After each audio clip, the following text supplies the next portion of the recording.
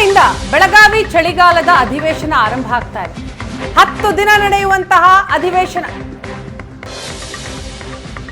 ಇನ್ನು ಅಧಿವೇಶನದಲ್ಲಿ ಸರ್ಕಾರದ ವಿರುದ್ಧ ಮುಗಿಬೀಳೋದಿಕ್ಕೆ ವಿಪಕ್ಷಗಳು ಕೂಡ ಸಜ್ಜಾಗಿವೆ.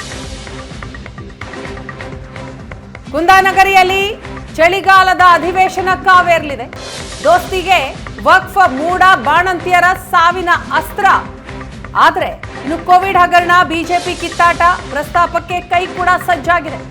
ಆಡಳಿತ ಮತ್ತು ಪ್ರತಿಪಕ್ಷದ ನಡುವೆ ಜಟಾಪಟಿಯಾಗುವ ನಿರೀಕ್ಷೆಗಳಿವೆ.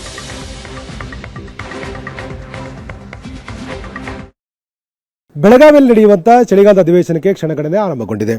ಸಹಜವಾಗಿ ಈ ಬಾರಿ ಅಧಿವೇಶನ ಆಡಳಿತಾರೂಢವಾಗಿರತಕ್ಕಂಥ ಕಾಂಗ್ರೆಸ್ ಮತ್ತು ಮೈತ್ರಿ ಪಕ್ಷವಾಗಿರತಕ್ಕಂಥ ಬಿಜೆಪಿ ಜೆಡಿಎಸ್ ನಡುವೆ ಸಹಜವಾಗಿ ವಾಕ್ಸಮರಕ್ಕೆ ವೇದಿಕೆ ಆಗುತ್ತೆ ಅನ್ನುವಂಥ ರಾಜಕೀಯವಾದ ಚರ್ಚೆಗಳಿದೆ.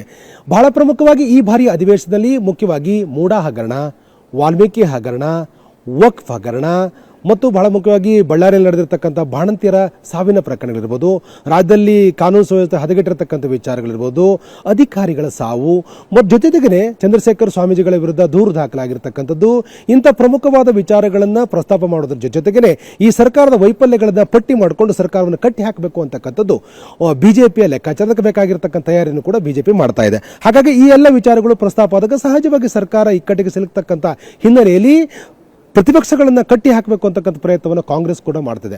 ಕಾಂಗ್ರೆಸ್ ಬಳಿಯೂ ಕೂಡ ಈ ಬಾರಿ ಬಹಳ ಪ್ರಮುಖವಾಗಿ ಒಂದಷ್ಟು ಅಸ್ತ್ರಗಳಿದೆ. ಯಾಕಂತಂದ್ರೆ ಬಿಜೆಪಿ ಒಳಗೆ ಪ್ರಮುಖ ಪ್ರತಿಪಕ್ಷವಾಗಿರ್ತಕ್ಕಂಥ ಬಿಜೆಪಿಯಲ್ಲಿ ಒಂದಷ್ಟು ರಾಜಕೀಯವಾಗಿರ್ತಕ್ಕಂಥ ವೈರುಧ್ಯಗಳಿದೆ. ಪಕ್ಷದ ಒಳಗಡೆ ಭಿನ್ನಮತ ಭುಗಿಲೆದ್ದಿರತಕ್ಕಂಥ ಕಾರಣಕ್ಕಾಗಿ ಅದು ಎಲ್ಲ ಒಂದು ಕಡೆ ರಾಜಕೀಯವಾಗಿರ್ತಕ್ಕಂಥ ಬೇರೆ ಬೇರೆ ಸ್ವರೂಪದ ಪರಿಣಾಮಗಳನ್ನು ಉಂಟು ಮಾಡ್ತದೆ.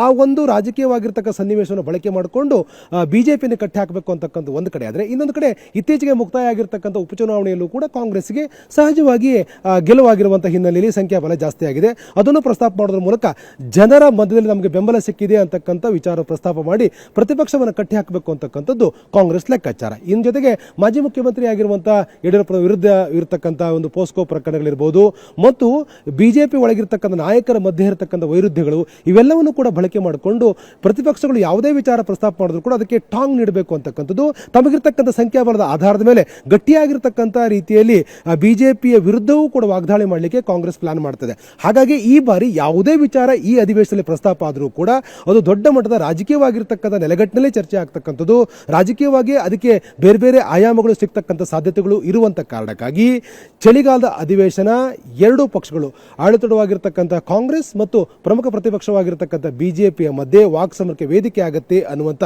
ಸಹಜವಾದ ಚರ್ಚೆ ಈಗ ಆರಂಭಗೊಂಡಿರತಕ್ಕಂಥದ್ದು. ಕ್ಯಾಮರಾಮನ್ ನಾಗರಾಜ್ ಜೊತೆ ಆನಂದ್ ಪಿ ಬೈದರಮನೆ, ಏಷ್ಯಾನೆಟ್ ಸುವರ್ಣ ನ್ಯೂಸ್, ಬೆಳಗಾವಿ.